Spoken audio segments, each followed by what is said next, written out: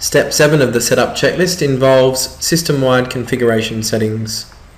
To set these options, click on the configuration menu option on the left-hand side, and I will run through each of these now with you to explain how they work. To set each option, choose yes or no as required and click update in the bottom right-hand corner. The first option is penalty transactions. Do you want to allow staff members to penalise or fine students for bad behaviour or work? And this will allow the removal of Vivos from a student's account.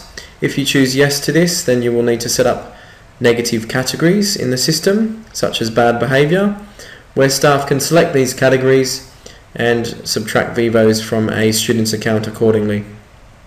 If you wish to keep the system as a positive thing within the school, then I recommend clicking no for this option. The next option is allow user nominations. This is where students can nominate each other for rewards. Once a student is nominated, the nomination form will come through to the admin user's homepage, and as an admin user you will need to accept or reject that nomination accordingly. If you choose to accept the nomination, then you will need to go through and reward that student accordingly. Students can find their friends within the system if they want to and choose to nominate them for various reasons. Perhaps they have helped them with their work, being kind to them, or helped them when they fell over, for example.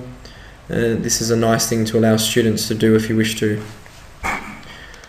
Display school rewards tariff is the next option. Do you want to allow the rewards tariff to appear on the student's homepage? This will display a box in the bottom left-hand corner of a student's homepage displaying the categories and tariffs that are available within the school. For example, V5 for excellent homework, V10 for good behaviour, etc. The students will then be able to see what they can be rewarded for within the Vivo system. The next option is student rewards. Do you want to allow staff to overwrite the default reward value? If you choose yes to this, then staff will be able to adjust the reward value on a category. So for example, if a staff member is rewarding a student for excellent homework and you have set excellent homework as 5 Vivos, they will be able to make this more or less than 5 Vivos if they wish to. They will still be restricted by their weekly allocation of Vivos that you've given them, but this will allow them to adjust that amount on a category should they feel the need to do so. The next option is users ordering. Choose the way the lists of users and also staff are ordered by in the system, so name, surname or surname name preference. Student email addresses. Do you want to set email as a compulsory field on the first login page for students? This will require them to enter their email address when they first log into Vivo. This can be a generic login email address such as Yahoo, Gmail and Hotmail, or it can be a school email address as well. This will help you also in regards to lost account information, so if students have their email address within the system, they will be able to use the login reminder link on the main Vivo website page before logging in. They can click here, add their email address, and the system will promptly email them their login details. If you do not have email addresses set as a compulsory field, then students can still add their email address within their profile, but not all students may do this. Therefore, as an admin user, you will need to reset their passwords, and also teachers are able to reset passwords for students as well if necessary. Reward security. Do you want staff members to verify rewards over a value of £1 or 100 Vivos?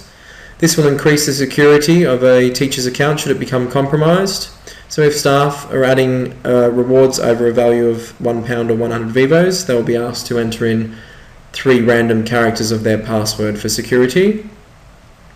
If a student was to get hold of a teacher's laptop and try and reward themselves Vivos, they would be stopped in their tracks also. They would need to enter in parts of the teacher's password as well, which they wouldn't know, so this will stop a teacher's account becoming compromised this way.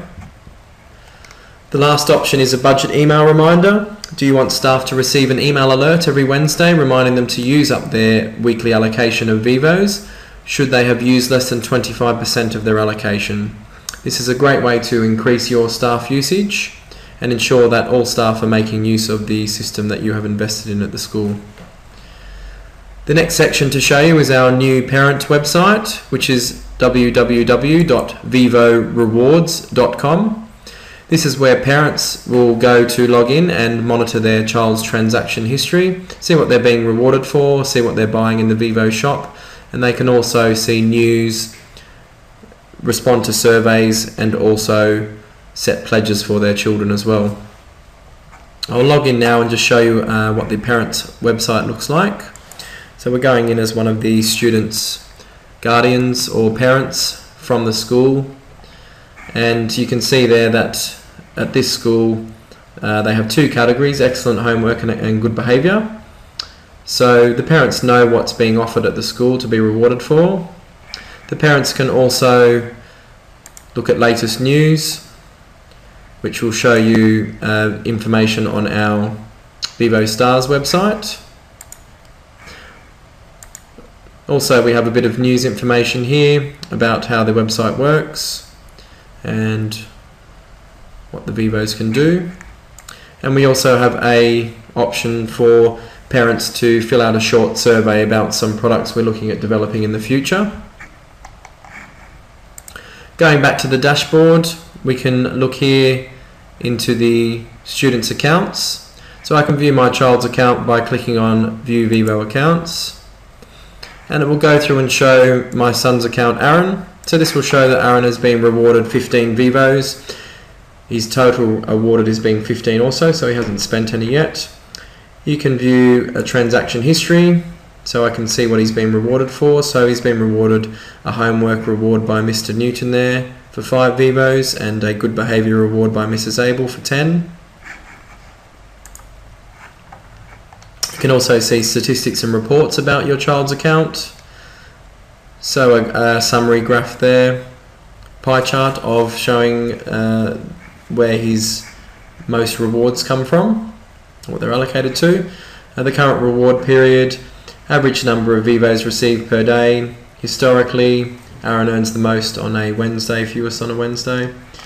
And it shows a small graph down the bottom, and the graphs showing the categories across the bottom axis and the number of Vivos, and then the colour coding is for the teachers that have rewarded.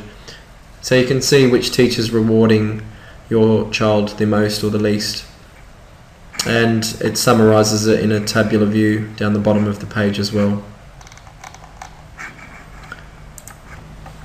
Parents can also see league tables within the parent website as well.